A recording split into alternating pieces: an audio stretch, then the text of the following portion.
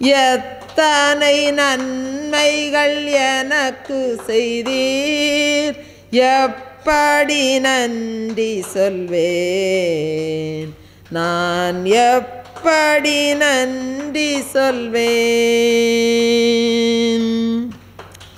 பாவத்தினாலே மரித்து போயிருந்தேன், கிருபையாய் ரட்சித்தீரே. பாவத்தினாலே மரித்து போயிருந்தேன், கிருபையாய் ரட்சித்தீரே. கிருபையாய் ரட்சித்தீரே.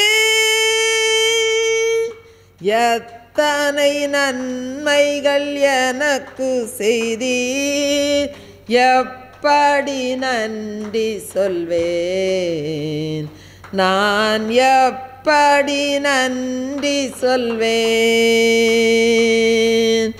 எத்தனை நன்மைகள் எனக்கு செய்தீர், எப்படி நன்றி சொல்வேன், நான் எப்படி நன்றி சொல்வேன். எனக்காக மரித்தீர், எனக்காக உயிர்த்தீர், எனக்காய் மீண்டும் வருவீர்.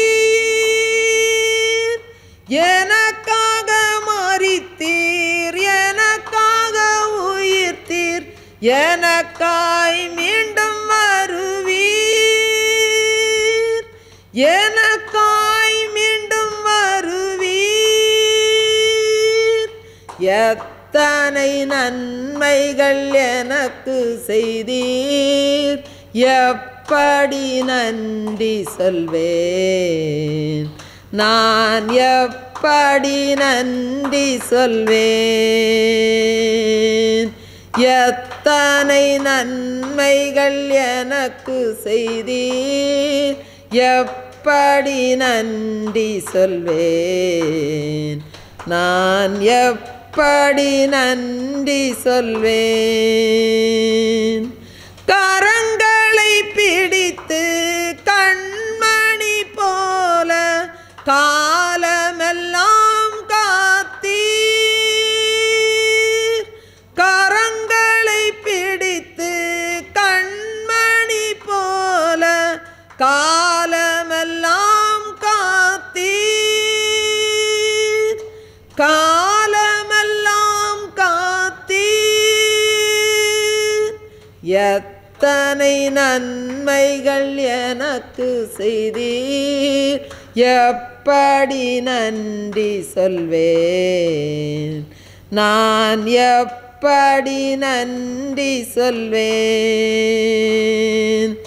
எத்தனை நன்மைகள் எனக்கு செய்தீர், எப்படி நன்றி சொல்வேன், நான் எப்படி நன்றி சொல்வேன்.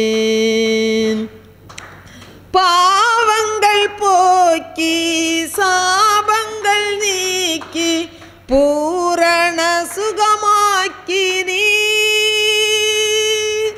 பாவங்கள் போக்கி சாபங்கள் நீக்கி பூரண சுகமாக்கி நீர். பூரண சுகமாக்கி நீர். எத்தனை நன்மைகள் எனக்கு செய்தீர், எப்படி நன்றி சொல்வேன், நான் எப்படி நன்றி சொல்வேன். எத்தனை நன்மைகள் எனக்கு செய்தீர், எப்படி நன்றி சொல்வேன், நான் எப்படி நன்றி சொல்வேன். முள்முடி தாங்கி திருரத்தம் சிந்தி சாத்தானை ஜெயித்து விட்டீர். முள்முடி தாங்கி திருரத்தம் சிந்தி சாத்தானை ஜெயித்து விட்டீர்.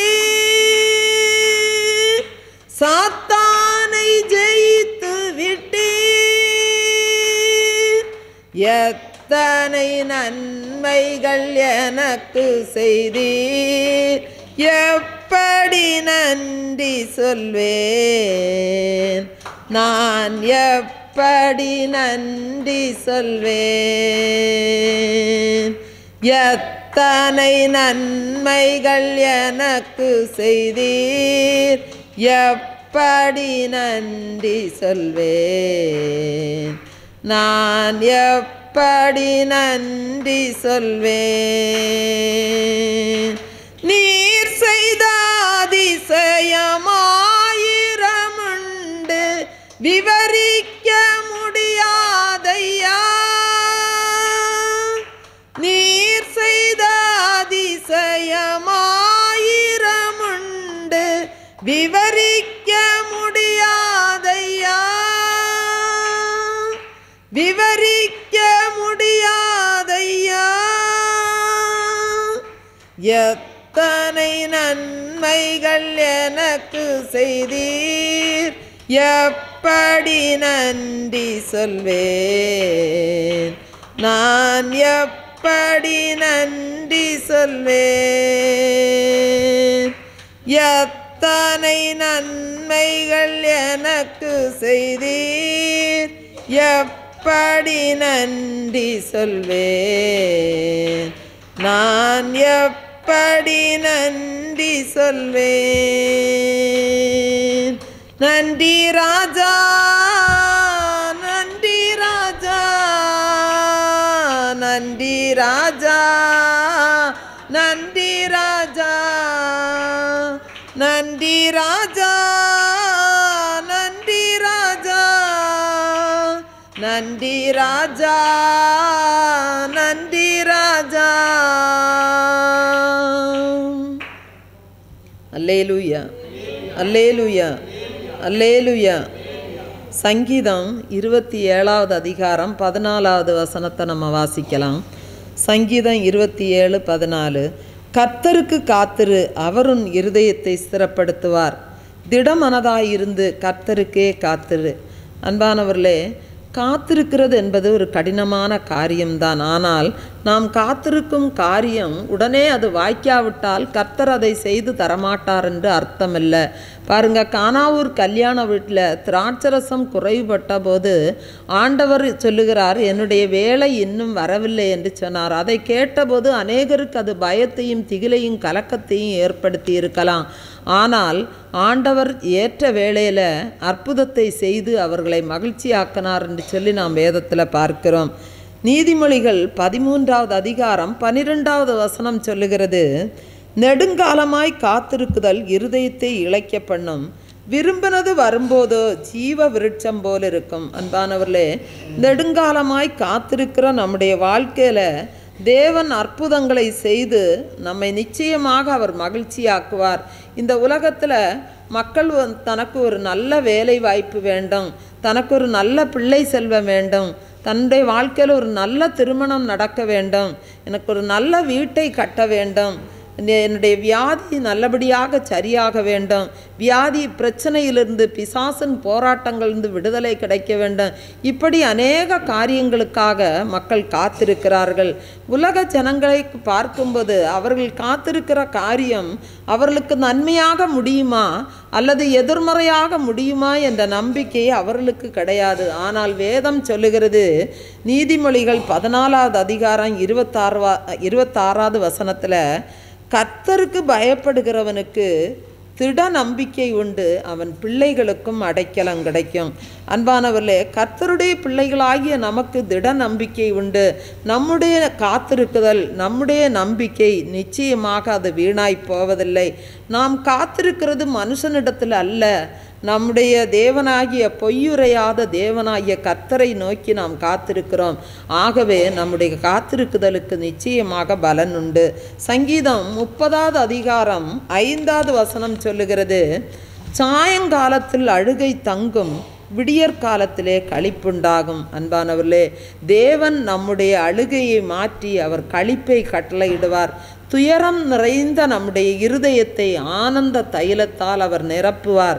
ஒடுங்கின ஆவிக்கு பதிலாக அவர் துதியின் உடையை தந்தருளுவார். பாருங்க, நெடுங்காலமாய் காத்திருந்து களைத்து போன நம்முடைய இருதயத்தை அவர் விடியற்கால களிப்பினால் நிரப்பி அவர் மகிழ்ச்சியாக்குவார். யோபு 14வது அதிகாரம் 14வது வசனம் சொல்லுகிறது, மனுஷன் செத்தபின் பிழைப்பானோ, எனக்கு மாறுதல் எப்போது வருமென்று எனக்கு குறிக்கப்பட்ட போராட்டத்தின் நாளெல்லாம் நான் காத்திருக்கிறேன். பாருங்க, யோபு தன்னுடைய வாழ்க்கையில் எப்பொழுதும் மாறுதல் வரும் என்று சொல்லி அவர் ஏக்கத்தோடு காத்திருந்தார். ஆனாலும் தேவன் தன்னுடைய வாழ்க்கையில் தன்னுடைய போராட்டத்திற்கு பின்பு தேவன் ஒரு நிச்சயமான ஒரு முடிவை வைத்திருக்கிறார். போராட்டத்திற்கு ஒரு முடிவு உண்டு என்று சொல்லி அவர் உண்மையாகவே அவர் நம்பினார். அன்பானவர்களே, நம்முடைய வாழ்க்கையிலும் கூட இந்த வியாதி நீங்காதா, இந்த பிரச்சனைகள், இந்த போராட்டங்கள் என்னுடைய வாழ்க்கையிலிருந்து விலகாதா, எனக்கு ஒரு நல்ல காரியம் நடக்காதா என்று சொல்லி நாம் அநேக காரியங்களை குறித்து நாம் ஏங்கி காத்திருக்கலாம். நாம் ஏக்கத்தோடு ஒவ்வொரு நாளும் காத்து கொண்டிருக்கலாம். ஆனால் நாம் கர்த்தர் மேல் நம்பிக்கை வைத்து நாம் திடமனதோடு காத்திருக்க வேண்டும். தேவன் நமக்கென்று கொடுத்திருக்கிற அந்த வாக்குத்தத்த வசனங்களை நாம் உறுதியாய் பிடித்து நாம் ஜெபிக்க வேண்டும். பாருங்க, இஸ்ரவேல் ஜனங்கள் 40 வருடம் வனாந்தரத்தில் வழிநடந்து வந்தபோது ஒரு குறைவும் இல்லாமல் ஆண்டவராகிய இயேசு அவர்களை திருப்தியாக வழிநடத்தினதாக நாம் பார்க்கிறோம். வாழ்க்கையில் பாருங்க, உயர வேண்டும் என்று நினைத்த யாக்கோபு கடுமையாக அவர் உழைத்தார். தேவன் மேல் நம்பிக்கை வைத்து தன்னுடைய மனைவிமாருக்காக, பிள்ளைகளுக்காக, ஆடுகளுக்காக, கால்நடை ஜீவன்களுக்காக அவர் கடுமையாக உழைத்தார். அவர் தன்னுடைய அனுபவத்தை எழுதும்போது ஆதியாகமம் 31:40 சொல்லுகிறார், பகலிலே வெயிலும் இரவிலே குளிரும் என்னை பட்சித்தது, நித்திரை என் கண்களுக்கு தூரமாய் இருந்தது, இவ்விதமாய் பாடுபட்டேன். பாருங்க, ஆனாலும் அந்த யாக்கோபுக்கு ஆண்டவர் நல்ல சுகத்தையும் ஆரோக்கியத்தையும் கொடுத்து தகப்பன் வீட்டுக்கு சுகத்தோடு திரும்பி வருவதற்கு ஆண்டவர் உதவி செய்வார். அன்பானவர்களே, அந்த தேவன் நம்மையும் நம்முடைய குடும்பத்தையும் நம்முடைய பிள்ளைகளையும் அவர் பாதுகாக்க வல்லவராக இருக்கிறார். பாருங்க, யோசுவா யுத்த களத்தில் நின்றபோது நேரம் இருட்ட ஆரம்பித்தது, சூரியன் அஸ்தமிக்கும் வேளை வந்து விட்டது. ஆண்டவராகி இயேசு அந்த யோசுவாவோடு கூடவே இருந்தபடியினால் அதிகாரத்தோடு அவர் சூரியனுக்கும் சந்திரனுக்கும் கட்டளையிடுகிறார். யோசுவா 10வது அதிகாரம் 12வது வசனத்தை நாம் வாசிக்கலாம். கர்த்தர் எமோரியரை இஸ்ரவேல் புத்திரருக்கு முன்பாக ஒப்பு கொடுக்கிற அந்நாளிலே யோசுவா கர்த்தரை நோக்கி பேசி, பின்பு இஸ்ரவேலின் கண்களுக்கு முன்பாக, சூரியனே நீ கிபியோன் மேலும், சந்திரனே நீ ஆயலோன் பள்ளத்தாக்கின் மேலும் தரித்து நில்லுங்கள் என்றான். அன்பானவர்களே, ஆண்டவர் இஸ்ரவேல் ஜனங்களுக்கு மிகப்பெரிய ஒரு ஜெயத்தை கட்டளையிட்டார். தேவன், நம்முடைய தேவன் பகலில் வருகிற சத்துருக்களையும் அவர் முறியடிப்பார், இரவில் தந்திரமாய் வருகிற சத்துருக்களையும் ஆண்டவர் முறியடிப்பார். நாம் செய்ய வேண்டியது இரவும் பகலும் ஆண்டவருடைய வேதத்தில் நாம் தியானமாய் இருக்க வேண்டும். பாருங்க, கர்த்தரே இரவுக்கும் பகலுக்கும் அவர் ஆண்டவராக இருக்கிறார். அவர் பகலை ஆள சூரியனையும் இரவை ஆள சந்திரனையும் அவர் சிருஷ்டித்தார். வேதம் சொல்லுகிறது, சங்கீதம் 19:1-2 வசனத்தை நாம் வாசிக்கும்போது, வானங்கள் தேவனுடைய மகிமையை வெளிப்படுத்துகிறது, ஆகாய விரிவு அவருடைய கரங்களின் கிரியையை அறிவிக்கிறது, பகலுக்கு பகல் வார்த்தைகளை பொழிகிறது, இரவுக்கு இரவு அறிவை தெளிவிக்கிறது. அன்பானவர்களே, கர்த்தர் நம்மோடு கூடவே எப்பொழுதும் இருக்கிறார். ஆகவே நாம் ஒருபோதும் கலங்க வேண்டியதில்லை. பாருங்க, மழைத்துளிகள் நம்முடைய கையில் நேரடியாக விழும்போது அது குடிப்பதற்கு பயனுள்ளதாக இருக்கும். அதே மழைத்துளிகள் சாக்கடை ஓடையில் விழுந்தால் அந்த தண்ணீர் அந்த மழை தண்ணீர் நம்முடைய கால்களை கூட கழுவுவதற்கு பயன்படாது. அதே மழைத்துளிகள் சூடான நிலத்தில் விழுந்தால் அது ஆவியாகி போய்விடும். அதே மழைத்துளிகள் தாமரை இலையின் மீது விழும்போது அது முத்துக்களை போல காட்சியளிக்கும். அதே மழைத்துளிகள் சிப்பிகளின் மேல் விழும்போது அது விலையுயர்ந்த முத்தாய் மாற்றுவதற்கு உதவி செய்கிறது. பாருங்க, மழைத்துளி ஒன்றுதான், ஆனால் அது எங்கு போய் யாரோடு சங்கமிக்கிறது என்பதை பொறுத்துதான் அதனுடைய மதிப்பும் மரியாதையும் பயன்பாடும் இருக்கிறது. அன்பானவர்களே, அதுபோல தான் நம்முடைய வாழ்க்கையில் நாம் யாரோடு பழகுகிறோம், நாம் யாரோடு நாம் அதிக நேரத்தை செலவிடுகிறோம் என்பதை பொறுத்து தான் நம்முடைய மதிப்பும் மரியாதையும் இருக்கிறது. பாருங்க, நோவா, ஏனோக்கு, மோசே போன்றவர்கள் தேவனோடு சஞ்சரித்து கொண்டிருந்தார்கள். ஆகவே அவருடைய வாழ்க்கை ஆசீர்வாதம் உள்ளதாகவும் மிகவும் பிரகாசம் உள்ளதாகவும் இருந்தது என்று நாம் வேதத்தில் பார்க்கிறோம். பாருங்க, வேதத்தில் நாம் பார்க்கும்போது லோத்து ஆபிரகாமோடு இருந்த வரைக்கும் மிகுந்த ஆசீர்வாதத்தோடு இருந்தார். ஆனால் என்றைக்கு அந்த லோத்து ஆபிரகாமை விட்டு பிரிந்து மகா பாவிகள் வாழ்ந்த அந்த சோதோம் கொமாரா பட்டணத்துக்குள் அவன் பிரவேசித்தானோ அன்று முதல் அவன் அந்த லோத்து ஆசீர்வாதங்களை இழந்து போனான். அந்த லோத்துடைய கண்களுக்கு அந்த சோதோம் கொமாரா பட்டணம் நீர்வளம் பொருந்தி இருந்த மகா செழிப்புள்ள ஒரு தேசம் போல அவனுடைய கண்களுக்கு கண்டது. அவனுடைய ஆடு மாடுகளின் தேவைகளைத்தான் அவன் பெரிதாய் நினைத்தான். ஆனால் அந்த லோத்து சோதோம்